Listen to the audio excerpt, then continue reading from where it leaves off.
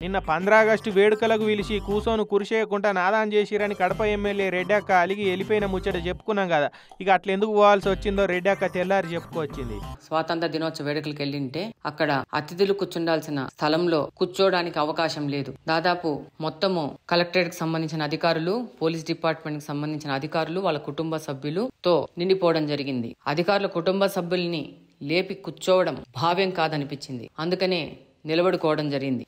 అగోనట ఆఫీసర్ల ఇంటోళ్ళే అందరు ముంగడి వరుసలా కూర్చొని ఉన్నారట. ఇక వాళ్ళని లేపి కూర్చున్నాడు మంచిగా అనిపించక అట్లనే నిలబడదట అక్క. మరి ఇప్పుడు ఏమంటారు అక్క అంటే, ఇంత గొప్పగా పిలిచిన అతిథులకి ఏర్పాట్లు చేసినందుకు, వాళ్ళకి కూర్చోడానికి కూడా అవకాశం లేని విధంగా గొప్ప అరేంజ్మెంట్స్ చేసినందుకు కలెక్టర్ గారికి కృతజ్ఞతలు తెలియజేసుకుంటూ, 15 ఆగస్టు వేడుకలకు పిలిచి వచ్చిన లీడర్ల కురిసేయకుండా నిలబెట్టి చుట్టాలు ఇంటోళ్ళ కోసం పెట్టుకున్న కార్యం లెక్క చేసిన కలెక్టర్ కు పెద్ద కృతజ్ఞతలు అని చెప్పుకుంటూ వచ్చింది అక్క.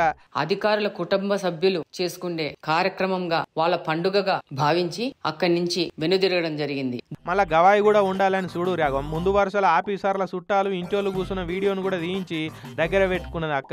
మరి ఇక ప్రోటోకాల్ డిపార్ట్మెంట్ వాళ్ళకు పెద్ద ఆఫీసర్ల ఇంటోళ్లను ముంగడ కూర్చోబెట్టాలన్న ఆత్రంలో ఎమ్మెల్యే కుర్చీ రిజర్వ్ చేసుడు యాది మరిచినట్టున్నారు. నిరుడు ఢిల్లీ 15 ఆగస్టు వేడుకల్లో ప్రతిపక్ష నేత రాహుల్ గాంధీనే లాస్ట్ వరుసలో కూర్చోబెట్టే. ఏహే ఎమ్మెల్యే నేనా వెనక వరుసలా కూర్చోదా అని కురిసేయనట్టున్నారు తీయక. ఇక ఇప్పటి సంది ఏడికి పోయినా ఫోల్డబుల్ కురిసేటు పట్టుకపోక ఒకళ్ళు మన కురిసేసేదేంది, నా కురిసి నేనే వేసుకుంటా అని కాలు మీద కాలేసుకొని కూర్చోవచ్చు అని అనుకుంటారట మాధవక్క అభిమానులు.